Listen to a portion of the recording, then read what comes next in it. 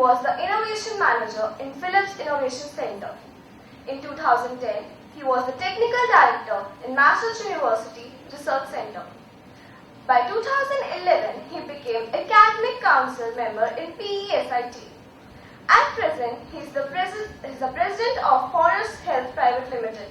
He made best of his efforts to initiate many futuristic products in Forus that convince the investor community about the potential of the community. We welcome you, sir. It's a great honor to have you here. So, good morning. First of all, I would like to thank Professor Amburajan and the SRM for giving me this opportunity to talk to you all and share some of my experience with innovating for the masses. Why I call it as innovating for the masses is because we see that the entire healthcare, maybe in India or US or wherever, UK, it's becoming more and more a very scarce thing, because most of these things are becoming only costlier, and we have never seen even diesel, petrol prices keep going down, but even gold price goes down, but healthcare has never gone down. So that is the thing. And what we see is that it is a very foolish thing on our part that we all know, our great grandfathers were saying prevention is better than cure. Okay, you might have heard that prevention is better than cure. And having known all that, we still don't do that. And when we see there is a lot we can gain out of this, because if we can do preventive, then 80% of the problems are solved. Okay. So with that in mind, I started to see how we can develop some technologies, protocols, some procedures, clinical pathways, whatever it takes to see how we can encourage prevention than curative. So I have been working with ophthalmology. I used to work for Philips Healthcare as a technical director and innovation manager for a decade. And then since 2010, I have started my own small companies, and today I have a couple of companies. And more than that, what I see is it is no point a big thing to make a company. Instead, if we can make this awareness is built among the next generation, that is youngsters like you, and each of you, instead of becoming job seekers, if a couple of you become job providers, then I think you can not only innovate but also build up a very good technology base for this country, and that we can also export to the other part of the world. So from that point, I have also started to work with some of the universities, and today we have started incubation facility at a couple of colleges, and we are incubating a lot of companies there. And thanks to the government, which is also now having the Startup India initiative, I'm sure it is just started, and I'm sure it will grow in a big way in the coming few years. So this is the right time and the right opportunity for you guys to really think about how you are going to make your future and the country's future. Okay? So let us quickly dwell into the other part of this one. So these are some of the companies and the universities I work with, the BMS, and then the Massachusetts University Medical Center, where I am a technical director for their research program. So next slide. So you see, just if you talk about prevention, what is that you would like to prevent? See, you can't prevent majorly infectious diseases. Okay, we have vaccinations and all that for known problems. Every time there is something new coming up, then we do a drug discovery, and then the problem is sort of brought under control. So there are two types of problems in healthcare. One is called the communicable problems, that is the infectious diseases, and the non-communicable diseases, non-communicable problems, that is like the chronic diseases. Okay, so it's an option to see which is the one we need to take care. If you talk about curative part, most of the time in curative we are looking at trauma, or we are looking at communicable, non-communicable diseases. But also the acute stage, or we say the acute episode of any chronic disease also gets into a severe problem, and then the person will have to be hospitalized, and then there is some procedure to be done. But what we see is, other big thing is, the bigger problem is the non-communicable diseases. What we call about non-communicable diseases, the chronic diseases, like for example diabetes. Diabetes is the mother of all problems, we see. May it be communicable or non-communicable. Those who are diabetic, are at a high risk of getting infections and also getting into dengue fevers and swine flus and all that, much more than the others. Okay, so we can think about really doing something in preventive care. Then we need to take care of problems like diabetes. And diabetes, you see how for us, from an outside at a high level, if you see diabetes, looks like okay, yeah, there is insulin production has stopped, so person should be on insulin, and then they are fine. But actually that is not the thing. That is only the starting of the problem. The comorbidity of diabetes is a bigger issue. And if you see here, almost, if you see every 30 seconds, somebody loses their limb. This is a 2012 data, okay? Now we are already at 2016, okay? So all these figures would have got almost, 40-50% more. So 30 seconds, there is a person losing limb because of a problem called diabetic neuropathy, okay, or vasculopathy. And then, much more alarming to me was this 24,000 people losing vision just because of diabetes alone. And India, we have the largest number of blind people, okay. We are 1/6 of the population, okay, in the world. But when it comes to blind, we have the largest number of blind. And then we have 38,000 people losing their kidney every year. This is very alarming, because if a person loses their eye or kidney, then they have to live with this disability for the rest of their life.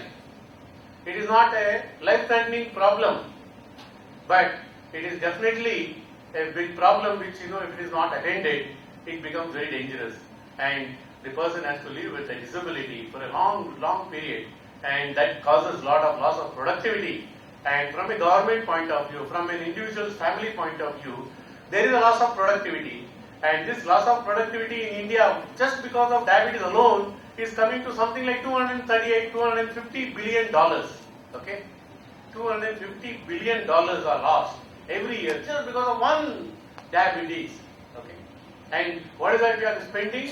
We are just spending 1% of that money, both public, private, your own pocket, whatever, all money put together. We are just spending, $2 or $2.3 billion. So you see, we have been really naive about all these, right? And can we not do something? If you see, 80% of these problems could have been avoided if you could have detected at a little early stage. What we mean by little early is, if you could have detected that, just becoming from a chronic to an acute syndrome. Okay?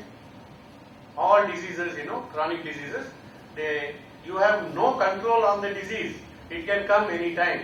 You would be born with the high risk because of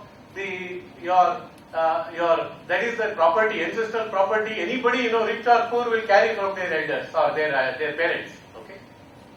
Generations over generations. So there you have no choice. But then, how to manage this is what is important. And that is where it becomes a very big thing. So 80% of these problems could have been solved if you could have detected at early stage. So making a business plan out of this is very difficult. Because you are not saying how much money you are going to make. You are only saying how much money I can save. See, no VC will be happy with this sort of business, isn't it? Because they are not going to make any money out of this. We are saying $238 billion. If it was just a $238 billion earning, even if it was 10% of it also, they will be ready to put money. But if you say, I am stopping this money getting lost due to loss of productivity, then it becomes a difficult proposition to put. So the only place where we can do this is on a social angle, and that's why we designed this model which we adopted from, of course, some of these thought leaders from Holland, Delft University and all that. And what we call this is a triple bottom line. So when you make a company, you see there is financial bottom line, okay? So they'll say what is the top line of the company, what is the bottom line of the company, and revenues. That is one aspect. So that is the technology should be at least giving you sustainable business. So there is these financial targets. But you also look at the social angle. How many lives you are going to touch with your technology? That is the second bottom line. And then you also see in today's world, we are only polluting the whole country, our environment, everything.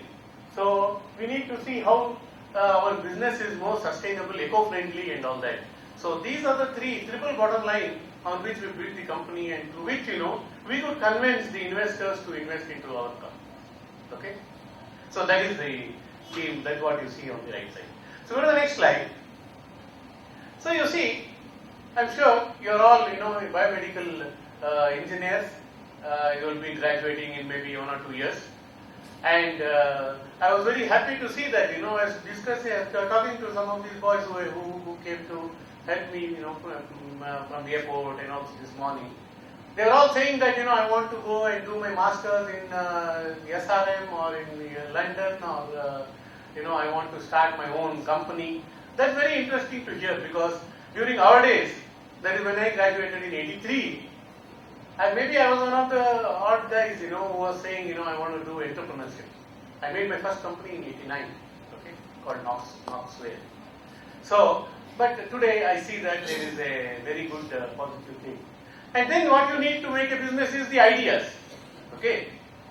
And what are the ideas, on which you can build? That's why I made this slide exclusively for you guys to say that our healthcare today is all focused on the third quadrant, that is the treatment. And it doesn't cover all the treatment. It only covers treatment which is in the cities. Okay? All 70-80% of the facilities for healthcare is only in the urban area. That too, tier 1, maybe little bit tier 2. But 65% of the population is in the rural area. Okay? So, there is a huge gap even in treatment if you see. But let us see the whole continuum. As I was telling you, if you are talking about only infectious disease or curative part of healthcare, it's the treatment part which is to be getting the most attention, and that is what we see that the healthcare system has grown over this whole century. But then, if you see, when you are talking about non-communicable diseases, may it be COPD or hypertension, cardiovascular problems or diabetes, as I told you, it is not possible to avoid this disease. It is only possible to manage them. So for that, what you need is a continuum. Right from first, we need to reach out to the people with the right type of technology or with the right type of intervention, so that people get to know that, oh, now I am safe or I am having a problem. Lot of people you can go and find out, in your own home you can ask your parents, some of them who already have diabetes or hypertension. When did you get to know you are hypertensive? When did you get to know you are diabetic? They'll say, yeah, I went to an ophthalmologist, I had eye problem, then they said, okay, you may have some, and when did you get your blood sugar tested and all that? And then they insisted that you go and get it done. Or I went to the dentist, and the dentist said that, oh, have you got your blood sugar test done? How is your hypertension? Is it in control? And they insisted that, I have to go and get it done before any procedure can be done or dental or whatever, right? Then only they would have discovered. So that is, people are suffering with this problem or they have this problem but they don't know. So, this is the case of the urban people who have all the facilities. Just get out of the house, you have hospitals, everything. But think about the rural people, the 65% of our country. They have absolutely no facilities at all. So, how do we reach out to them? That is a big issue. That is a big challenge. That is a big opportunity. So, maybe through screening device, means you can't take a hospital to the village. You can't take the super specialist to these villages. but technology can do it, right? So that is what we saw. So you now also you see, I give you some examples, quickly we'll run through them, but there are a lot more opportunities there. We are only looking at some ophthalmology, nephrology, but cardiology, but there is so many other ologies, and within that also a lot of specialization for which we need to really develop technologies. Then the other thing is task shifting. What we mean by task shifting is, if you talk about healthcare, healthcare is the responsibility of a doctor. Okay, that's a very easy thing to say. But how many doctors do we have in this country? The patient to doctor the population to statistics, if you see, India, we have roughly, for one doctor, there are 2,700 patients. That is the ratio. This doctor means all sorts of doctors. I am talking about Ayush doctors and allopathic doctors all put together. As per WHO, it is for every doctor you need 250 patients. That is the ratio. 1:250. So we are already, skewed there. So the doctors we have are nowhere sufficient to even take care of the curative part itself. Forget about preventive. So what we need to do is to see how we can do preventive. So for preventive, you may not need doctor to be there.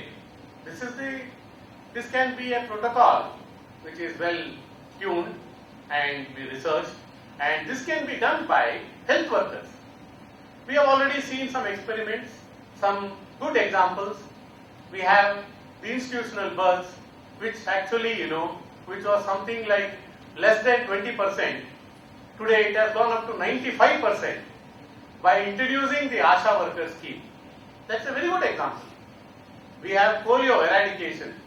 We have so many of these things which, in India we have examples where we have done extremely well in trying to get this. How did we do that? It was not just because of, we were dependent only on doctors. It's depending on the public health system and also, increasing this capacity. We have frontline, like the ASHA workers, today we have Anganwadis, we have frontline health workers, we have Sakis, and so many of these, every state has its own version of these health workers. And they are trained to do a specific task. Okay, so that is what we see, and that is what we call it as task shifting. We don't want to call it as de-skilling, because when it comes to healthcare, everyone wants the best skill, isn't it? Nobody wants to compromise on this. So we call it as de-skilling. Likewise, there are so many things: infrastructure, training, everything. These are various things where there is the gap to be filled. Then connect. Connect means most of the time telemedicine. I would say, 10 years, 15 years ago also they were telemedicine. But what it meant was just putting one Skype camera and then, doctor sitting in front of that and put the patient on the other end, and then, there is some blurred image coming and then they talk and then say, oh, this is telemedicine. That is not telemedicine actually. We need to, if you want to do telemedicine, you need much more intelligent systems, much better connectivity, many more devices. There is a lot of other things to be done, because it is the doctor is not in a position to see the patient, not feel the patient's pulse, or do the auscultation, use his stat and all that. So you need more instrumentation which is much more precise. And also what you need is historical data. That is the EMR, okay, electronic medical record. So with that, they can see the staging information. They know the family history, they know the demographic information, then they know what was the thing last time when the patient came, this person came, what was the problem. Then, they can do a meaningful telemedicine. Okay? And once you start doing all that, you see that there is a lot of data. So that's where all these data analytics, cloud enabling, whatever, all that what you talk, machine learning, everything comes in place. Fantastic, all the technology you can apply. And then make the system more intelligent, because as I was telling you, the doctor to patient ratio is very small, and you cannot have doctor to spend all the time. If one of the problems we saw was pediatric ophthalmology. So pediatric means we talk about 3 to 8 years. That is the time when the baby or the kid is developing all the cognitive skills. At that time, if the eye is not proper, obviously, the learning becomes difficult, isn't it? So, during that time, we need a pediatric ophthalmologist to evaluate the health of the eye, and for that, we have roughly 240 million kids, in the age range of 3 to 8 years. And you know how many pediatric ophthalmologists are there in this country? There are only 200 pediatric ophthalmologists. Almost 1:1 million. Connecting the right people with the right type of doctor or health system, all those things, and at the right time. Because a lot of problems are, real-time problems, like for example, cardiology or epilepsy or whatever. All these, only when they are connected at the right time, you can really save them. Okay? So, all those things come under connect. So, there are a lot of things there. Treatment I already touched upon.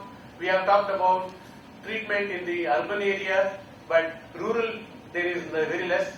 And if you see the technology, how it is moving, lot of technologies are moving out from an operation theatre oriented to sort of a minimally invasive and a laparoscopic, endoscopic, laser based treatments and all that, where you don't need a sophisticated operation theatre to do all this.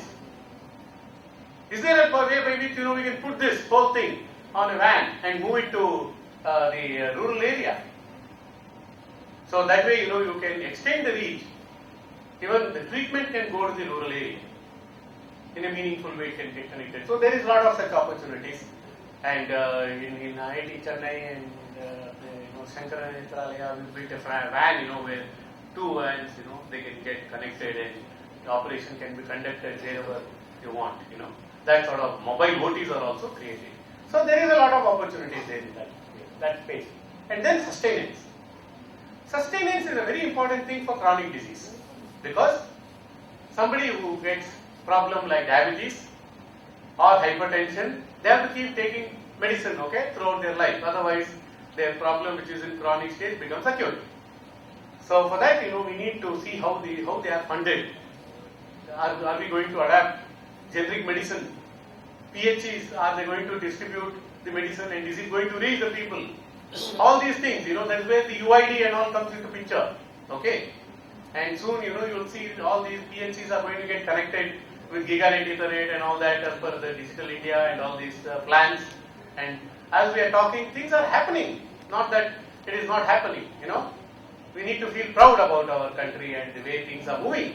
So, we need to now cope up with that and see how we can make this whole thing work.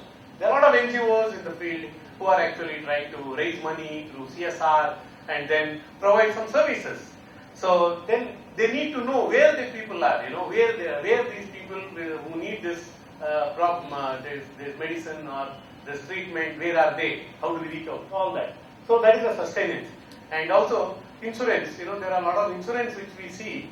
Most of the time, one of the problems we faced when we were working in multinational is when we came up with these sort of wonderful ideas.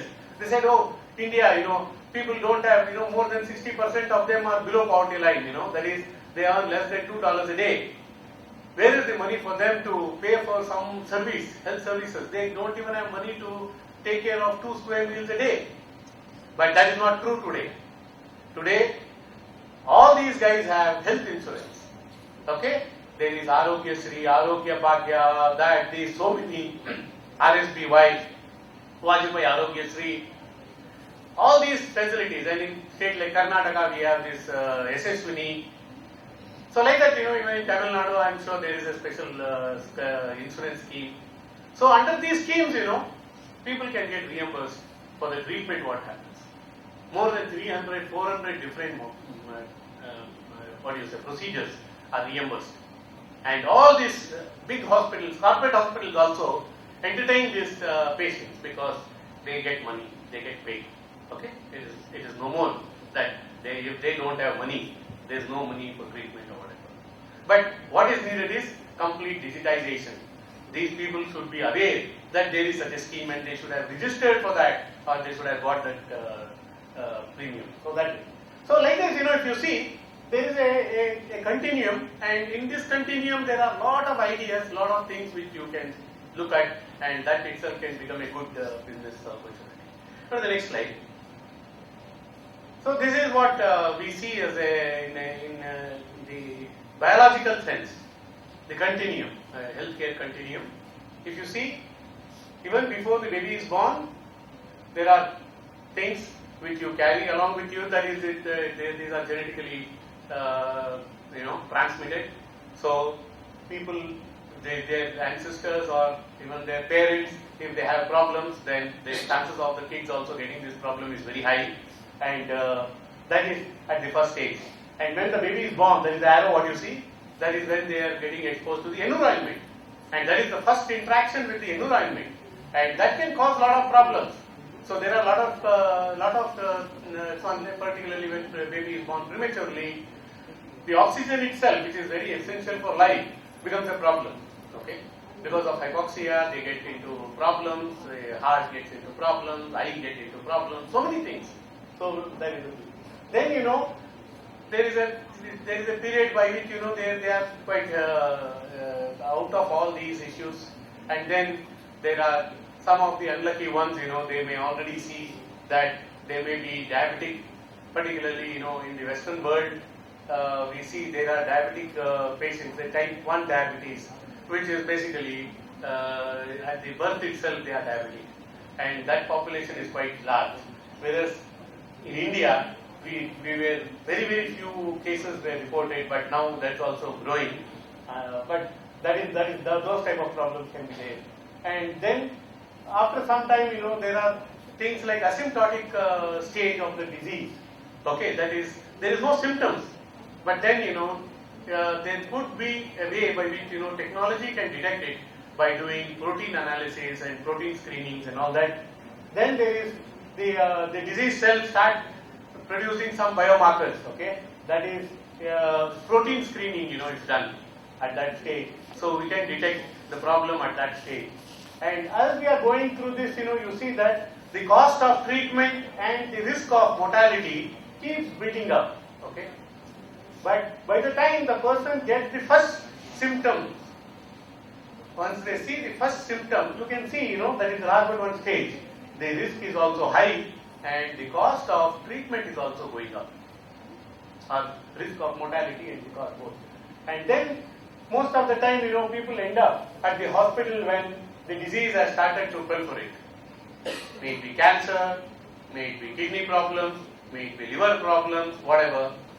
By the time they realize, the doctor says, yeah, both your kidneys have failed and you have to go for dialysis.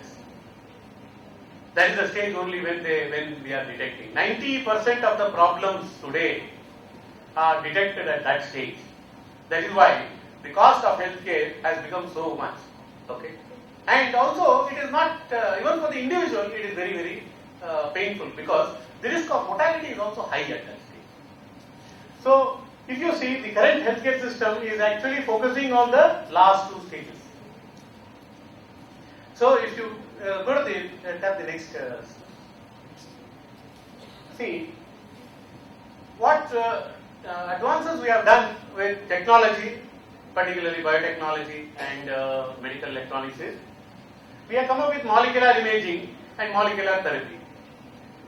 Okay, these are techniques by which we are in a position to do protein screening or DNA screening and detect at an early stage. Okay, using point of care, we are in a position to detect at a little early stage, that is at the stage when the disease cell is releasing biomarkers. Maybe the stage 2 or stage 3 of cancer or kidney problems or whatever. We are in a position to detect that and do a targeted drug delivery. Okay, through imaging, we are in a position to find out where the problem is and do a targeted drug delivery. Okay, and cure this problem in a much early stage. That is the best part.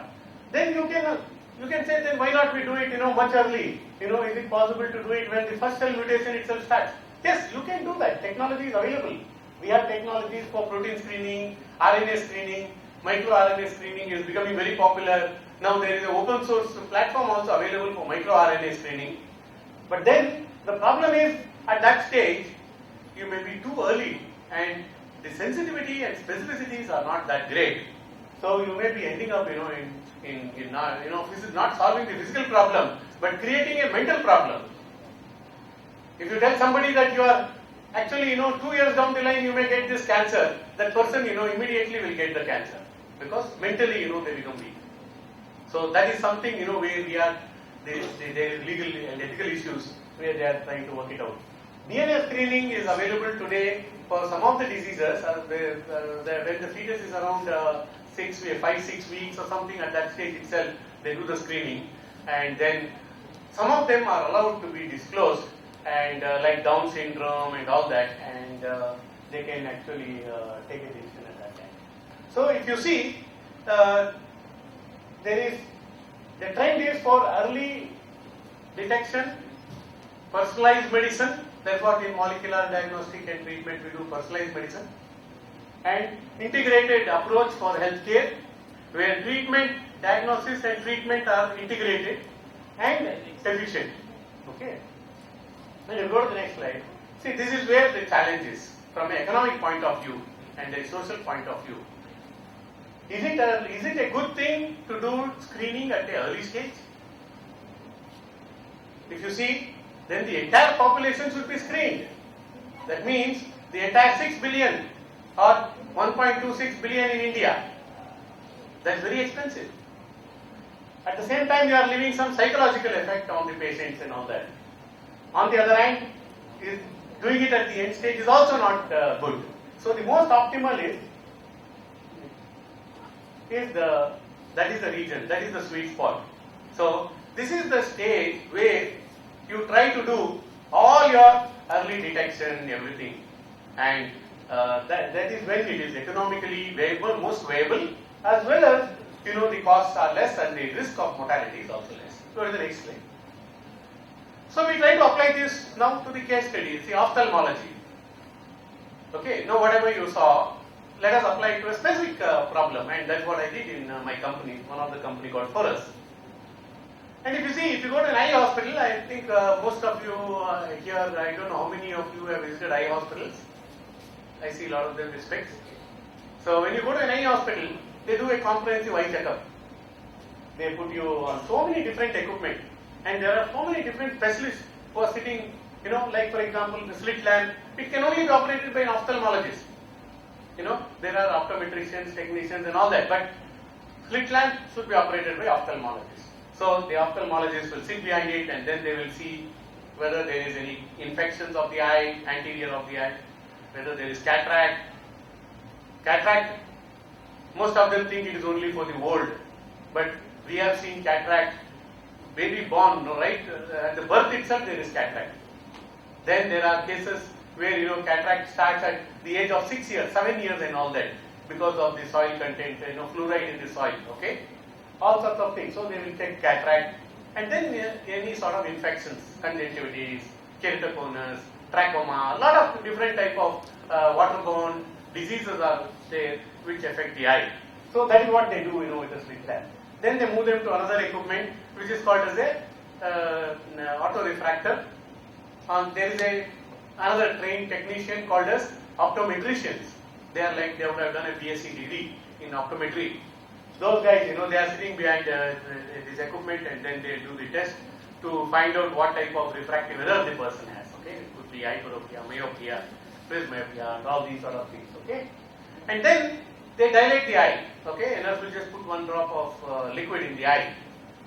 That is needed because the pupil has to be open, because you want to now see the back of the eye. So the back of the eye, is basically the retina. And that is where, you have all the sensory system of your eye and the optic disc, everything. So to visualize that, you need to dilate the pupil. Otherwise, the eye has two setters, isn't it? One is the pupil and the other one is the eyelid, isn't it? So if you put light on the eye, immediately both of them close. So there is no way you can image something back of the eye, right? So to stop that, they put this drop of liquid, which actually makes the eye numb, so it dilates. It is all just open. Even if you put any amount of light, you won't close. Okay. So that's good for the doctor, because they can now happily image the back of the eye. But for the patient, it is a big problem, because once they do that, not only that they have to wait half an hour after the eye drop is put, then after the imaging is done, they have to wait for at least another 2.5 or 3 hours till it just comes back to normal. So, in all, 3 to 4 hours is gone just because of this drop of liquid what was put in the eye.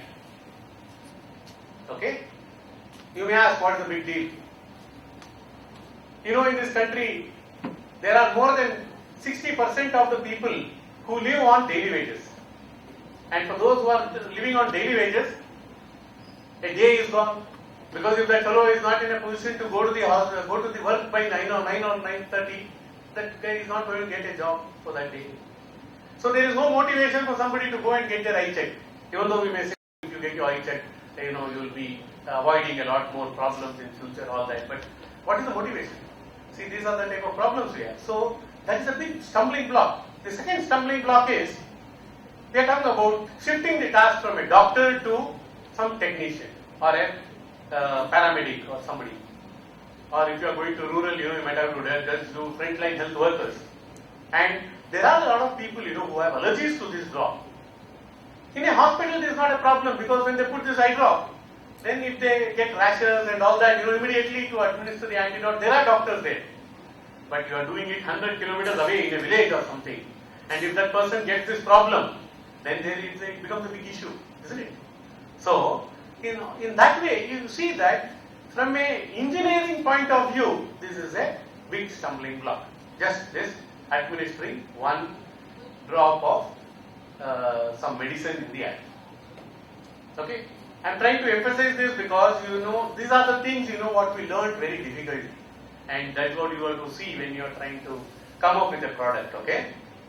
And then, after dilating, they'll put them on a fundus camera. This is a camera which through which you can image the back of the eye, and so this is a little bit of the imaging and all that. So they need a technician who is trained. They are called as fundus photographers. There are a lot of places. Even in Shankara Eye Hospital, Nethralaya, I have seen there are professional photographers who have taken up this as a profession. Okay, they just imaging the back of the eye. So it needs some skill. Okay, and then also there is another problem of the eye called as glaucoma, where 3 to 4% of the population, they have glaucoma in one or the other stage. So to detect that, we need to see the intraocular pressure in the eyeball, and for that, they use this equipment called as a non-contact tonometer, and with that, they are in a position to detect what is the pressure in the eyeball. So like this, these are so many things through which you have to run, and then, if you take all these, the next slide. You see that it is not only the cost, it's also the various problems, the different type of technicians needed at every stage, and then the time what is taken, power what is needed for all these equipment. And then if you see, if you have to move this to the rural area, it is almost impossible. Okay? Because these are all optical equipment, and if you try to move them from one table to another, the warranty is lost. Okay? So this was the situation. So we said, okay, is there a way by which we can do something about it? We have to now go reach out to the people. The only thing where, in ophthalmology we are reaching out to the people was for cataract and acute stage of problems like, refractive errors or, some hemorrhages and all that. But more so it was only cataract. But we see more problems than cataract. And that's where, we said, okay, is there that, go to the next slide. So we said that, okay, the first thing is, if I have to detach this from a hospital setting to a camp setting, okay, the biggest stumbling block will be this eye drop. Cost, everything else can be fixed, but eye drop is a big problem. So we came up with technology where we knocked off this stage.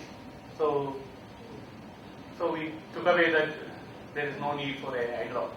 That, of course, I have a couple of patents in that area, but it is possible, with some near infrared light and all that, we could get on with this dilating the pupil. The moment we did that, the whole procedure, I tell you, came down to just 5 minutes. From a 3 to 4 hours procedure, within 5 minutes now, we can do all the tests and the patient can live. That was one big advantage. And then, we said, okay, by all these equipment, if you see, I have marked green, this one there, that is showing that they are either imaging the anterior or the posterior part of the retina, of the eye. They are either imaging the cornea or they are imaging the retina. So, can we not put all these into one camera? That's exactly what we did. Okay? And then the cost of this whole thing, we brought it down because 5 equipment, 5 processor boards, 5 power supplies, 5 cabinets, all that, everything came to one. So instead of around 40 lakhs, our equipment cost around 4 lakhs. So that way you see, that was another advantage. And then power. Power was a big issue. Power was a very, very big issue because outside of this city, if you go, there is no power. That too during daytime, there is a load shedding. All the power is given to the industry. So there is, by design itself, you will not find power in any place.